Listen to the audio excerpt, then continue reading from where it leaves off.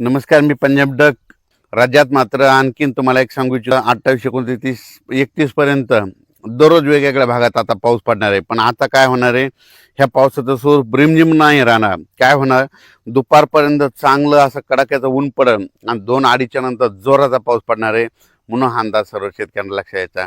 राज्यात सांगायचं झालं तर पूर्व विदर्भ, पश्चिम विदर्भ, दक्षिण महाराष्ट्र, उत्तर महाराष्ट्र, कोकणपट्टी, खानदेश, मराठवाडा सगळीकडे आणखीन जवळपासनं 5 ऑगस्टपर्यंत म्हणजे दररोज वेगवेगळ्या भागात विखुरलेल्या स्वरूपाचा पाऊस चालूच राहणार आहे. म्हणून हा अंदाज लक्षात द्यायचा. शेतकऱ्यांनी जशी वेळ भेटेल तशी शेतीची कामे करून घेणे म्हणजे हे एक सगळ्यात महत्त्वाचं आहे.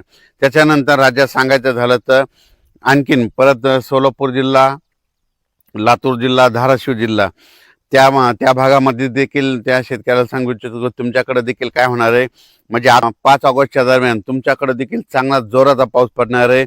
म्हणून हा अंदाज लक्षात यायचा, कारण की तुमच्यासाठी ही आनंदाची बातमी. त्याच्यानंतर विदर्भामध्ये देखील काय होणार आहे, आज 5 ऑगस्टपर्यंत दररोज वेगवेगळ्या भागात विखुरलेल्या स्वरूपाचा पाऊस पडणार आहे. दुपारपर्यंत चांगलं कडाक्याचं ऊन पडणार, पण दुपारी 2:30-3च्या नंतर जोराचा पाऊस येणार. म्हणून हा अंदाज सर्व शेतकऱ्यांना लक्षात यायचा. त्याच्यानंतर मराठवाड्यामध्ये परभणी जिल्हा, लातूर जिल्हा, बीड जिल्हा, धाराशिव जिल्हा, जालना जिल्हा, संभाजीनगर, हिंगोली जिल्हा ह्या पट्ट्या मराठवाड्यातल्या शेतकऱ्याला सांगू इच्छितो की मराठवाड्यात देखील काय होणार आहे, असं चांगलं दुपारपर्यंत कडक ऊन राहील, पण 2:30-3च्या नंतर ते रात्रीपर्यंत मग जोराचा पाऊस पडणार आहे. म्हणून हा अंदाज लक्षात यायचा. हा पाऊस दररोज एकदाच सगळीकडे येणार नाही, दररोज वेगवेगळ्या भागात आणखीन जवळपास 5 ऑगस्टपर्यंत असंच विखुरलेल्या स्वरूपात राहणार आहे. पण जे आता एवढा मोठा म्हणजे मुसळधार इतका जोराचा पाऊस नसणार आहे. फक्त हे अर्ध्या घंट्याचा 22 मिनिटाचा हे पाऊस पडणार आहे. म्हणून हा अंदाज शेतकऱ्यांना लक्षात यायचा.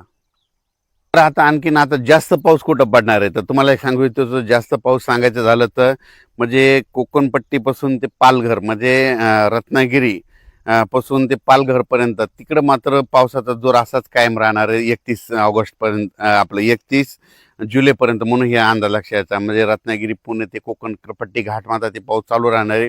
त्याच्यानंतर वरती इकडं नाशिक, त्र्यंबकेश्वर,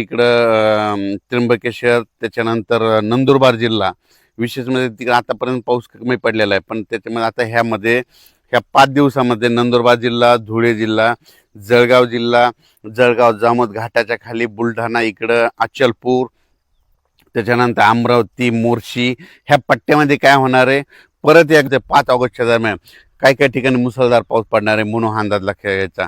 त्याच्यानंतर इकडं तेलंगणात देखील चांगला आहे. आणखीन 5 ऑगस्टपर्यंत चांगला पाऊस राहणार आहे. तेलंगणातल्या शेतकऱ्यांना अंदाज लक्षात यायचा. कर्नाटकमध्ये देखील तशीच परिस्थिती राहणार आहे. म्हणून हे लक्षात यायचं.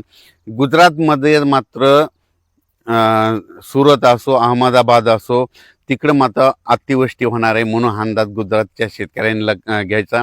गुजरातकडं मध्य प्रदेश म्हणजे इंदोर, खंडवा, त्या बुरामपूर ह्या पट्ट्यामध्ये काय होणार, तिकडं अतिमुसळधार पाऊस पडणार आहे.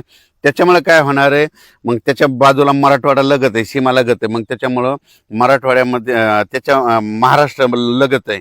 तर बुरामपूरच्या बाजूला मग जळगाव जामोद येतं, इकडं अचलपूर येतं, परतवाडा येतं, त्याच्यानंतर इकडं रायवेर येतं, तिकडं नंतर पाचोळा, भडगाव, हे जळगाव जिल्ह्यामध्ये काय होणार, मध्य प्रदेशमध्ये मुसळधार पाऊस पडणार असल्यामुळं जळगाव जिल्हा, धुळे जिल्हा, नंदुरबार जिल्हा, अमरावती जिल्हा, बुलढाणा जिल्हा घाटाच्या खाली म्हणून ह्या परिसरामध्ये मात्र मुसळधार पाऊस पडणार आहे ह्या 5 दिवसामध्ये. म्हणून ही अंदाज लक्षात यायचा. त्याच्यानंतर नागपूर, भंडारा, गोंदिया, चंद्रपूर, यवतमाळ, वाशिम, हिंगोली, नांदेड ह्या परिसरामध्ये देखील त्या शेतकऱ्याला सांगू इच्छितो की आता म्हणजे ते 5 ऑगस्टपर्यंत दररोज एक दिवस आड तिकडे देखील असाच पाऊस चालू राहणार आहे. एकदम पाऊस बंद होणार नाही. म्हणून हा अंदाज शेतकऱ्यांनी लक्षात यायचा. आणखीन जर खूप मोठा पावसाचा जर अंदाज सांगायचा झाला तर आणखीन ऑगस्टच्या मात्र 10 ऑगस्ट ते 15 ऑगस्ट ते 30 ऑगस्टच्या दरम्यान पुन्हा एकदा असा जोराचा पाऊस महाराष्ट्रामध्ये येणार आहे. त्याची तारीख आपण नंतर देऊ. ते कोणत्या भागात राहणार आहे ती देखील डिटेल देण्यात येईल.